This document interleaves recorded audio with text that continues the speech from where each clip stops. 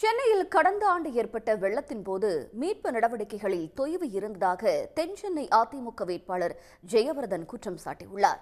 அதனை திட்டவட்டமாக மறுத்துள்ள திமுக வேட்பாளர் தமிழச்சி தங்கபாண்டியன், கதவுகளை பூட்டிக் கொண்டு வீட்டில் இருந்தவருக்கு எதுவும் தெரிய வாய்ப்பில்லை என்று பதிலடி கொடுத்துள்ளார். 5 வருஷம் ஆச்சு.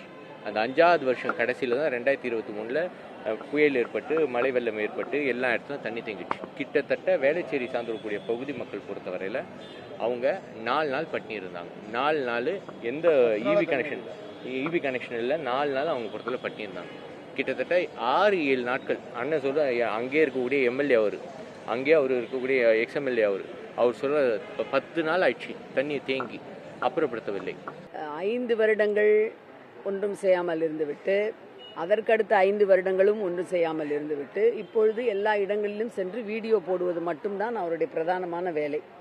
அப்படி அவர் சொல்வார் என்றால், அவர் அந்த வெள்ள சமயத்தில் தன்னை அறைக்குள் அடைத்து கொண்டு வெளியே வராமல் கண்களை மூடிக்கொண்டு காதுகளை மூடிக்கொண்டு அமர்ந்திருந்தார் என்று அர்த்தம்.